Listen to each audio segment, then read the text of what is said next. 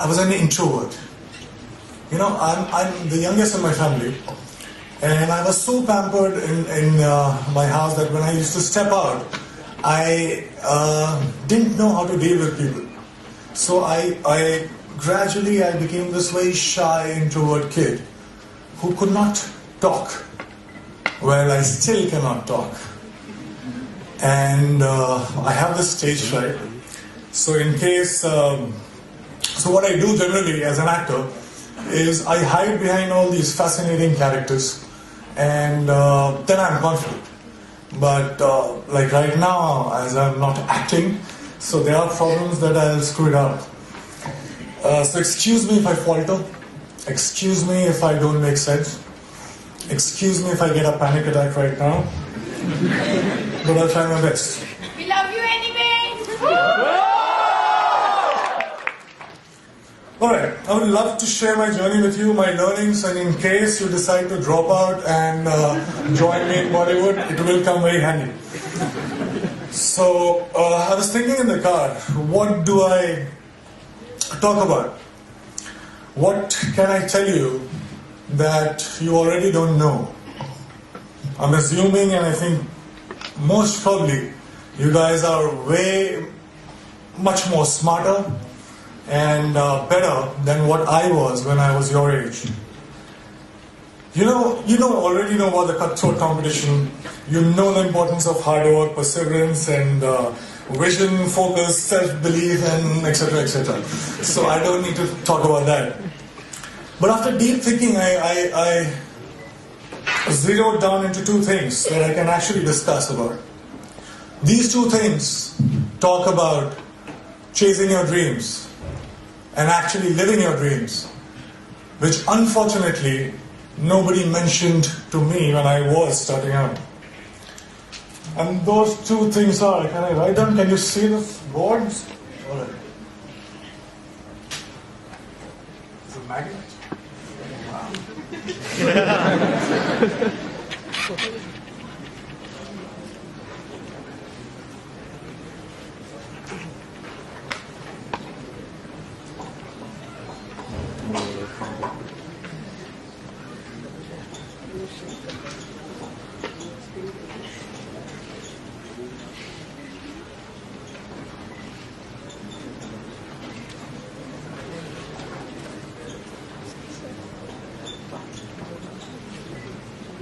I always wanted to do this in front of professors, so I just sorry for that. So those two things are the biggest lie and the only truth about success that I was told about. Now the biggest lie was money plus recognition is equal to happiness, is equal to success. So let me begin by mentioning that I come from a very middle class family. And when I was growing up, money was a big differentiator in my life. Also in the 3 generations of my family that I know of, that are documented, nobody knew what fame felt like. So basically, both money and recognition were missing when I started out. So I already started out as a failure. Let me be very precise. My family told me that I had to become an engineer. Medicals were booked for my sisters. So once I'm an engineer, then I can, try civil services examination, and then probably, that will be like opening the doors for all kind of happiness, and I'll be forever successful. I'll be forever happy. This is the conditioning that I experienced when I was growing up. Alright, fair enough. Good deal. So I became very good in studies. Did fairly well in my 10th board exams. And then off I went to Delhi for my +2. Got myself enrolled in a nice school. And Vidyamandir and Fiji and half a dozen of other coaching institutes. And I used to share my room with 3 other similar aspirants. What it meant was, every day after finishing my assignments, school assignments, and preparing for my engineering entrance exam, I had to wash my clothes and I had to cook food for myself. But I wasn't complaining. Well, it was worth it because after all, I was, for the very first time in my life, I was so close to become successful for the first time in my life. So yeah, finally I slogged, I got selected for several engineering colleges, and I decided to take admission in Delhi College of Engineering, which is now known as DTU. Thank you. Were you my senior or junior?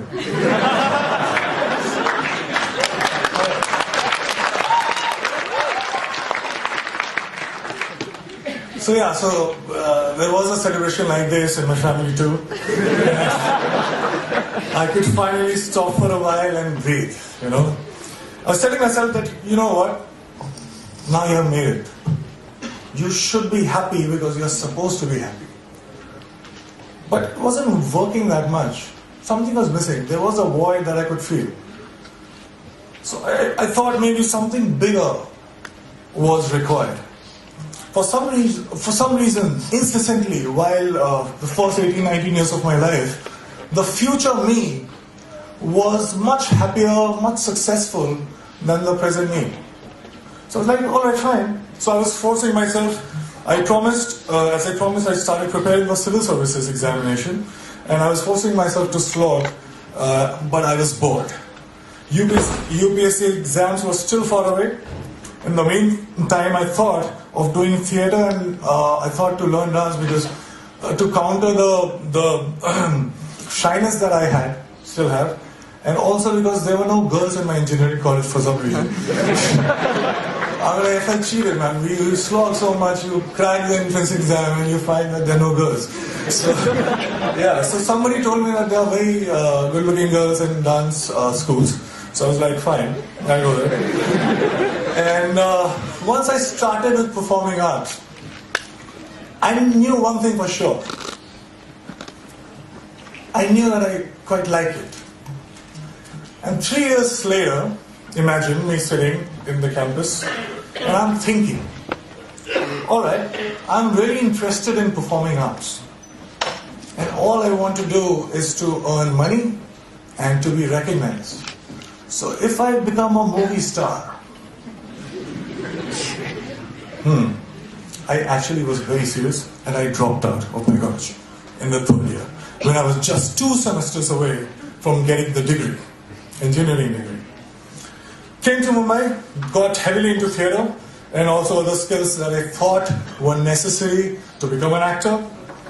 And by the way, this time I stayed with 6 other guys in a single room kitchen. But this time I was prepared for it.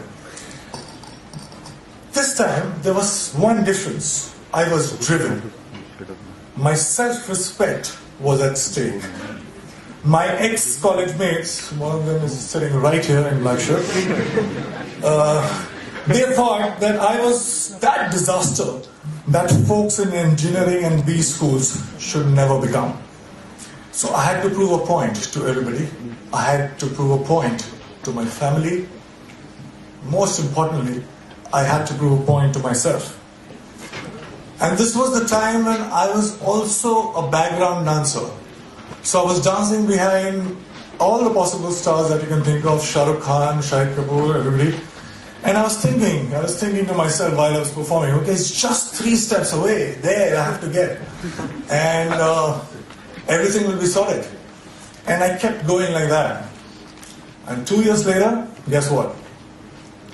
I got myself my first big break. I was selected for a primetime show on a TV. Now hear me out, it was seriously a big break. Because I started earning. People started recognizing me. To be honest, I would deliberately go and roam in all these malls so that people could look at me, smile, ask for my photograph.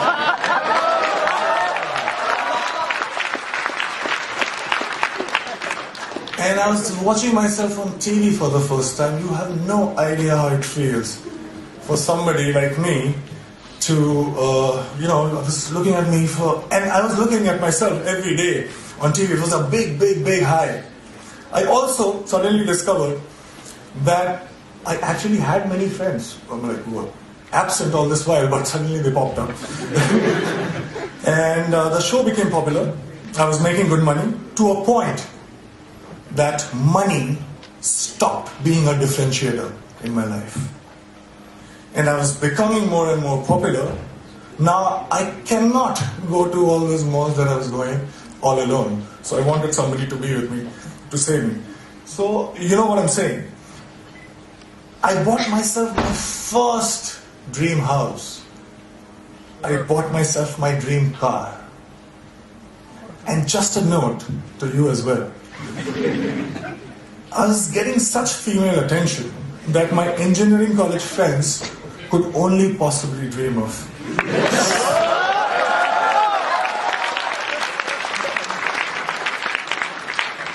So I was having a time of my life. And then something unusual happened. I got used to everything. And I felt cheated. I stayed with all these dreams for 10 and 15 years of my life.